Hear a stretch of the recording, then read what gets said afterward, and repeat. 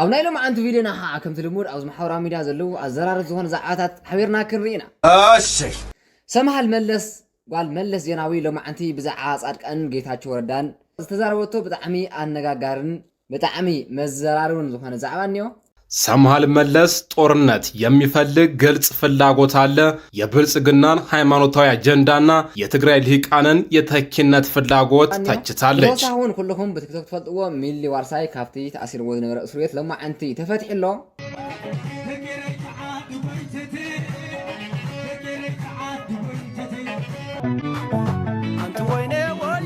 ተፈትሕሎ በተሳቡን ሕዳር 14 ኩናት ክጅመሪ ይብላለው ኣብ ትግራይ ካብ ሕዳር 14 ጀሚሩ ዝናይ ሕዳር ሒዝናዮ ዘለና ድሕሪ 2 ሰሙን ጀሚሩ ፍሉይ ዘመቻ ዝበሃል ንምጅማር ምድላዋቶም ወዲኦም ኣለው ብተወሳኺ ኣንዕኹም የስሕቁን የዘናግዑን ዝሓሰብኩም ናይ ሰሙን እዚዩ ኣነጋጋሪ ዝኾኑ ቪድዮታት ሒዘልኩም ኣብ ሰዓቴን ኣብ ቦታን ትረክቡ ኣለኹ ንቻናል እዚ ሓዳይ ዝኾኑ ሰባት ቻናልና ሰብስክራይብ ምግባር ከይትርስዑ ነዚ ቪድዮ እውን ላይክ ማድረግዎ ቪድዮና شر شر شر أسي شر شر شر شر شر لايك እሺ ናይ መጀመርያ ቪድዮና ዝኸውን ቃሉ እዩ ቃሉ ዌልካም ቃሉ ተመሊሰለና ኣብ ስርሑ ብናይ ቃሉ ኢና ለማ አንተ ንጀምር ናጽል ዘመን ልጅ መጽሐፍ ለለው ተወል መስል ሰው አይተፈልጠረ ፈልጣው ተሙ ሰም ደኻት ንቀስ ግዲ ማአኑ ኮነ ይፈረኛ ይነቅሰን ይለካ አምይ ትለን እንካ ኖ ጋዕኒና ኻል እዚ አኸር እዚ ደሞ ቪድዮ እንዲ በቪዲዮ ክንቀሰካ ዝቃት ሆነ ማደስ ይለኒ ولا قالوا ወዴ ታይዳ ዘን ቀሳስ ና ኮኔክሽን ጸገም ለዓለ ወጪ ሃዳ همزه ብለይ ከመይ همزه አይሰምዐካም በሕግ xዘከ ተረጋጋ አቤዳት ነበር አሜሪካ ኮሞ አሜሪካ ኮሌት ኮይኒ ያኸ ሐሪሳ ማሃ ነገራት እንቀሳቀስ ሆምረ አሁን ያ ኦልራይት ብሮ ታይ ሕለፍ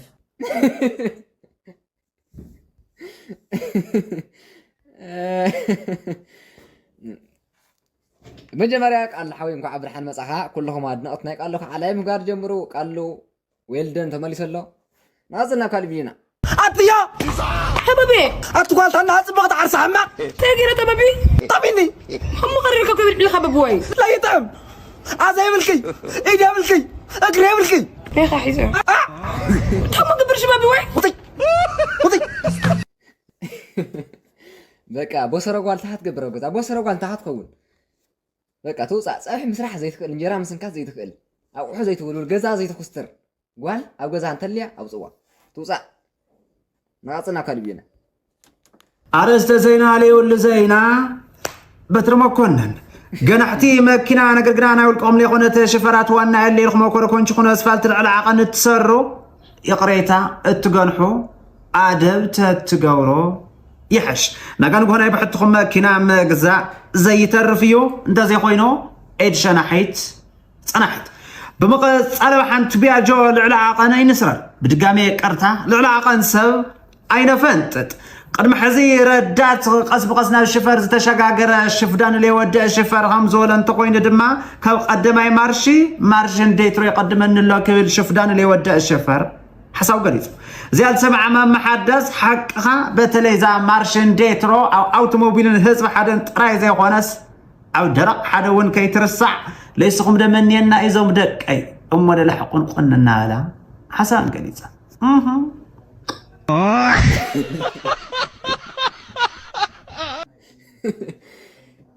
ጋይስ ታይ ነው ዜና ዲዩ ሐበሬታ ዲዩ ሪፖርት ዲን ታይ ዝባሃል እዚ ታይ ባህል ታይ ሒስኩም ካብዚያ ምንም የለ ናጽል ዝሆን أرى ناينا صغاي قد معزي كودا أستاذي أني حدا تشافل تعزف طور المسل سوري نايس تمزا تقرأي نايقوال أكت زلوهم تيك تاكرات قداماي ناهم زبزا فوتو تري وزلهم ناهم مالتي بتعمي إشكابات قوال تشوات كل جزية مالتي إذا فرح نقر لك أخذ إشكابات مالتي كون عيكا جنان كامات زخوان نقر تزارب بدفرت قوال يدخون ورد قوال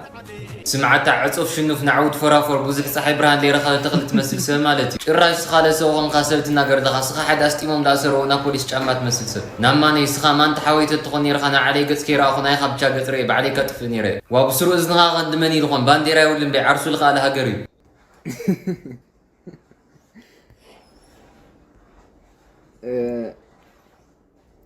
فيا روست بايزوي تخليها مريم تخليها بطعم هاجوز بطعم جوز روستري ناقصللو ناقصنا كاري بينها አርእስተ ዜና ብቻለም ብቻለም ደድዕር ወለላትን መርጫማትን ትጓዓዝ ዒባሩ ምናልባት ፈስን ተነጢቁዎም ኣድራሻኹም ጠፍ ስለ ዝኽእል ኣብ ጉዕዞኹም ጥንቃቐ ትገብሩ ከም ዘለኩም ተገሊጹ ዝርዝሩ ኣብ ጉዕዞኹም ጥንቃቐ ግበሩ ደቀቕቲ ሰባት እያ እዚኣ ንዓይት ምልክት እዚኣ ونعيت ملكت دقق صفات دقق صفات ددحر رغول تتكون حالكم هو طنقا غورو هيوتكم من اسكا سلا زخونه طنقا غورو رغوي تفسيركم يلكم نك يلكم كفل هاجر كبصحكم يفسي ناصر سلام تمهارو سلام دخم خمين هي وام انا ممهر باتا ناي ساينس ممهركم يا مالتيو ونيرم انت تمرتنا خنجمر نكلنا بتساينس مالتيو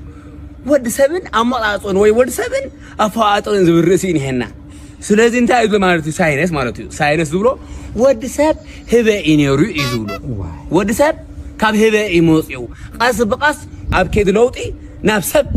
ዝበሃል ሞጽዩ ማለት እዩ ስለዚህ እናንተ ነርና ማለት እዩ ህበ ይነርና ማለት እዩ እዛም አቶ እሺ እንድሕር ሰብ ዳና ህበ ይነርና ዳስ ጭራትና ዳአቢል ጭራት ኮለው ይሄ ጭራትና ወደሎ ጎበዝ ተማሪት ናትክን እንበር ናትና በቅድሚት እንሄ አይ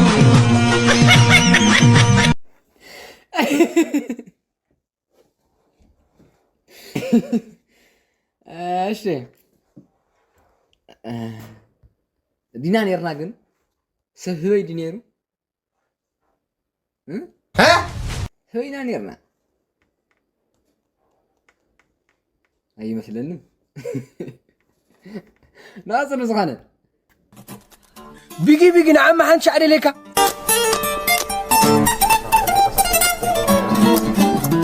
زيادة زاد صنام سيدخا هزكو هكا بملكة قنقوة تدناقر لهم يدناقر برادر يدناقر نقرشي ليلة أتخو نقري بلخونة دحاكني ولا خبي دح يا رادي مرح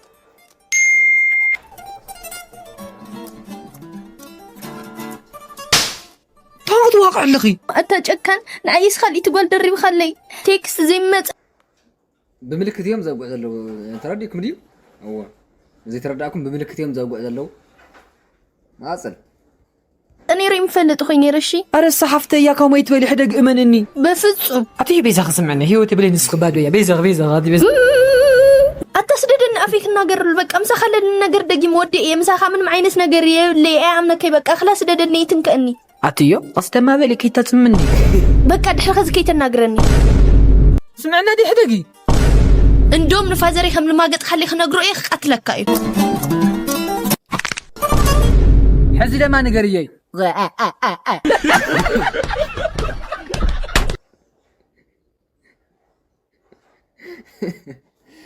حلف كاس للس إلى سيركا أتا قدف أبا حفتا مخانة فلت إيها أبوها بجنزة زخانة كل نجار جبر كم هم زخانة نفلت كان نمتى يتربشل قدر ناظر زخانة إيش كوراتين فتواتين تقاطعتي بمصدر زريعكم كع ميل وارساي كلكم بتيك توك بقلتاتو بكالي مدات فتو أو تيك توك مالتيو ميل حاونا تفتح له نوع يلك حزب جوز مسأ زينا نيو كاريكم أزي دس بلك بتعم يتحوجس زلخو لك خمس خماي بناي كالوت سبات حوجس التحوجس ندحر هالليكم نزا فيديو زيا لايك جبروا كمون ريبوست جبروا كلها بسم الله حاونا متان كن حوجس كله تشاؤل زنبرة بناي ميل حاونا دما متان كأسنن كحوجس مالتيو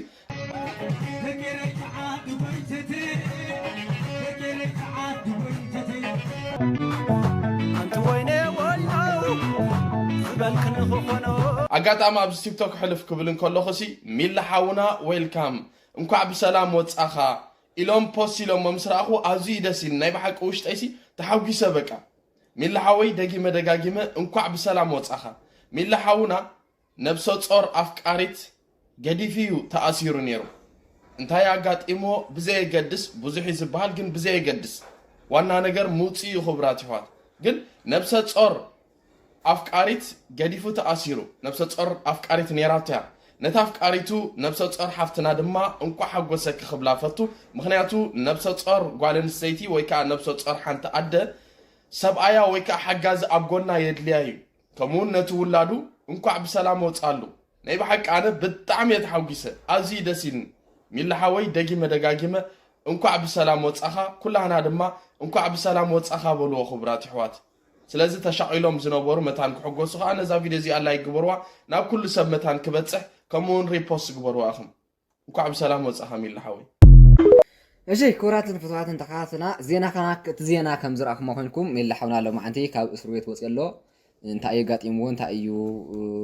ኮይኑ ብዘየገድስ ዝሮ ተኣሲር ነይሩ ካብ እስር ቤት ከዓ ኣሎ ማዓንቲ ከም ዝወፀ እዩ ዝሕበር ዘሎ ሚል ከዓ እንኳዕ ደስ በለካ ዘጋጣም ከዓ ኩልኩም እስር ቤት ዘለኹም ኣሕዋትና ከዓ መዋፅኦ ይፍጠረልኩም ኩለኩም ይደሊ ናብ ካሊእ ዜናና ከስገረኩም ናሃለኩ ከዓ ኣሎ ማዓንቲ ሰምሃል መለስ ትፈልጥዋ ኢኹም ኩልኩም ጓል መለስ ዜናዊ እያ ብዛዕባ ጻድቃንን ጌታቸው ረዳን ዝተዘራበቶ ስፍሕ ዝበለ ዘረባ እኒኦ ብተወሳኺ እውን ንጻድቃንን ንጌታቸው ረዳን ዋና ደለይቲ ናይቲ ኩናት እዮም እቲ ኩናት ክለዓል ዝደልይዎ እሶም እዮም ኣፎም ብሰላም እንዳዘመሩ ኣፎም ንሰላም እንዳበሉ ነቲ ኩናት ግን ዋና ቀስቀስቲ ንሶም እዮም ክትብል ከሲሳ ኣላ ሰፊሕ ዝርርብ እውን ገይራ ኣላ ሎማዓንቲ ማለት እዩ ናብቲ ዜና ንሱ ከዓ ቅንጭብ ኣቢለ ከሪአኩም ብእንግሊዝኛ እዩ ዜና ናብ ኣምሓርኛ ተርጉሞም ከዓ ዝሓበሻ ዜና ዝብል ሒዝዎ ወፂ ኣሎ ናብኡ ከብለኩም ንቀፅል ሰምሃል መለስ ጦርነት የሚፈልግ ግልጽ ፍላጎት አለ። የብልጽግናን ሃይማኖታዊ አጀንዳና የትግራይ ልሂቃንን የተኪነት ፍላጎት ተችታለች። የቀድሞ ጠቅላይ ሚኒስትር መለስ ዜናዊ ልጅ ሰምሃል መለስ ከአዲስ ስታንዳርድ ዘስታንዳርድ ሲግናል ፖድካስት ጋር ባደረገችው ቃለ ምልልስ በኢትዮጵያ ዳግም ጦርነት ለማስነሳት የጦርነት ትርክት የማዘጋጀት ስራ በግልጽ እየተሰራ ነው ስትል ተናገረች። ቃለ መጠይቁ የተካሄደው የትግራይ ኃይሎች በአፋር ክልል መጋሌ ወረዳ 6 ቀበሌዎችን በመያዝ በሲቪሎች ላይ ጥይት መተኮሳቸውን የአፋር ክልል መንግስት በኖቬምበር 5 መግለጹን ተከትሎ በተፈጠረ አዲስ ውጥረት ጀርባ ላይ ነው። ሰምሃል በምላሿም የጀነራል ጻድቃን ጽሑፍ በሰላም ጥሪ ስም የተደበቀ እንደሆነም ገልጻለች። በአንድ በኩል የሰላም ጥሪ እያቀረበ በሌላ በኩል ጦርነት አይቀሬ ነው ይላል ብላለች። ጀነራሉ የሰራዊቱን ስነ ምግባር እንደ ትግራይ ጥንካሬ ማቅረብ ባቸው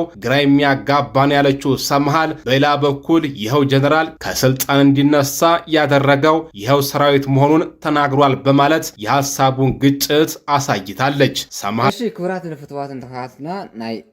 ሰምሃል መለስ ሓፍትና ናይቲ ዜና ትሕዝቶ ሰሚዕኩም ክትኮኑ ተስፋ ይገብር ኣቲኩም ባዕልኩም ክትሪእዎ ትኽእሉ ኢኹም ዋላት ፖድካስቱና ወፍቲ ኣምሓርኛ ተዛሪቦም እኒአው ኣቲኩም ሰርች ገይርኩም ክትሪእዎ ትኽእሉ ኢኹም ብመቐፃል ዘርእኩም ዜና ከዓ ልፋዕተይ ተስፋ ኩልኩም ትፈልጥዎ አክቲቪስት በተለይ ከዓ ናይ ፅምዶ ዋና ዝኾነ ማለት እዩ ሒዝዎ ዝወፀ ዜና ከዓ እንታይ ይብል ሕዳር 14 ኩናት ንኸጅምሩ ተዘጋጅዮም ኣለዉ ይብለና ኣሎ እንደ ኣብይ ማለት እዩ ንስም ክንርኢና ንዋፅል ኣብ ትግራይ ካብ ሕዳር 14 ጀሚሩ ዝናይ ሕዳር ሒዝናዮ ዘለና ድሕሪ 2 ሰሙን ጀሚሩ ፍሉይ ዘመቻ ዝበሃል ንምጅማር ምድላዋቶም ወዲኦም ኣለዉ ኣብ ላዕለዎት ወታደራዊ ኣዘዝቲ ናይ ኣብይ ኣሕመድ ምይይጥ ወዲኦም ኣለዉ ስምምዕነት ወዲኦም ኣለዉ ማለት እዩ እዚ ዘመቻ እዚ ብፍሉይ ኣማኻሪነት ዝመርሖ ጻድቃን እዩ ኣብ ትሕቲ ጻድቃን ድማ ናይ ትግራይ ናይ ሳንድ ሞዴል ናይ መእተው ናይ መውፅኢ ብፍሉይ ኣመራርሓ ኮይኑ ብኣብይ ኣሕመድ ተመዚ ዘሎ መንጋግ እዩ ዮሃንስ መንጋግ ማለት እዩ እዚኣቶም እዮም ቶብ ትግራይ ዝግበር ዘመቻ ተታሒዙ ዘሎ ብፍሉይ መንገዲ ማለት እዩ ካብኡ ቀፂሉ ናብ ኤርትራ ድሕሪ ናይ ትግራይ ዘሎ ኩነታት ናብ ኤርትራ ማርች ከም ዝገብሩ እዩ ኣንፊቶም ኣለዉ ኣብቲ ናይ ኤርትራ ሳሙራን ኣበባው ታደሰን ብላዕለዋይነት ናይ ምምራሕ ዕድል ኣለዎም ተባሂሉ እዩ ለኣይ ብውሽጢ ዝመፀኒ ሓበሬታ ሶት ማርቺንግ ሕዳር 14 ክጅምር ዝብል ኣንፊቶም ኣለዉ ኣብ ትግራይ ንምንታይ ኣብ ትግራይ ናይ ግድን ኩናት ክጅመር ኣለዎ ሕዳር 14 ዝብል ከም ሪዝን ኣቕሚጦምዎ ዘለዉ ከም ምክንያት ሓደ ናትና ሰራዊትን ናይ ምክልኻል ዓቕምን ግዜ ብልተዋሃበ ቁፅሪ እናተዳኸመ እናተፈላለየ ክኸይድ ከሎ ናይ ሕወሓት ተጋደልቲ ግን እናተጠናኸሩ ኣልያንስ እናፈጠሩ ኢሉ እውን ንፋኖ እውን ንኦነግ እውን ምስ ኤርትራ እውን እናተፃመዱ እናሓየሉ እዮም ዝመፁ ዘለዉ ሶ እዚ ግዜ ተተዋሂብዎ ንሕና ንብላዕ ኣለና ብድውልና እዩ ካልኣይ ኣብ ኣዲስ ኣበባ ዘሎ ኩነታት ዓመፅ ቀዲሙ ክልዓል ይኽእል እዩ ስለዚ እዚ ነገር እዚ ግዜ ብልሃብና ቁፅሪ ህወሓት ላተርንዐ ልፋኖ እውን ልኦላ እውን እናተሓበረ ብድሕሪት እውን ሻዕብያ እውን ስለ ዘሎ ንሕና ብድውልና ንሰዓር ስለ ዘለና ናይ ግድን ሕዳር 14 ሕዚ ዝመፅእ ዘሎ ኣብ ልዕሊ ትግራይ ፍሉይ ዘመቻ ዝብል ተልእኾ ዘሎ ጻድቃን ብላዕለዋይነት ኣመኻርነት ዝመርሖ ዮሃንስ መንጋግ እውን ኣብ ናይ ካርታ ኣብ ናይ ኣንፈት ኣብ ናይ ዝተፈላለዩ እዝታት ኢዱ ዘእትወሉ ወራር ክካየደሎ ተባሂል ተወሲነሎ ማለት እዩ እሺ ክቡራትን ፍትዋትን ተከታተልቲ ናይ ቻናለይ ቤተሰብ ዝኾንኩም ሎማዓንቲ ሒዘዮም ዝመጻፉ መደበይ ነዚኦምን ከምዚኦምን ዝመሃሰል ነይሮም ናይ ሎማዓንቲ መደበይ ዓግብኩም በቶም ዘስሕቁ ስሕቅኩም በቶም ተዘናጊዕኩም ኣብቶም ኢንፎርሜሽን ዝወሰዶም ሓሳባት ከዓ ኢንፎርሜሽን ወሲድኩም ክትኾኑ ተስፋ እናገበርኩ ንቻናለይ ሓደሽ ዝኾንኩም ሰባት ቻናለይ ሳብስክራይብ ምግባር ኣይትረስዑ ብተወሳኺ እውን ላይክ ኣይትዘንግዑ ላይክ ገበሩ ላይክ ኣይትገብሩ ዘለኹም ላይክ ይንእስ ኣሎ ኩለኩም እዛ ቪድዮ እዚኣ ትሪእዋ ዘለኹም እስኪ 10 ኮኑ ሓደ ኮኑ ክልተ ኮኑ ዘየገድስ ላይክ ይገበርኩም ኣይትውፁ ላይክ ኣገዳሲ ስለ ዝኾነ ኣብ ካሊእ መደበይ ክሳዕ ንራኸብ ከዓ ሰላምኩም ብዝሕዚ ይሕበለለይ ፒስ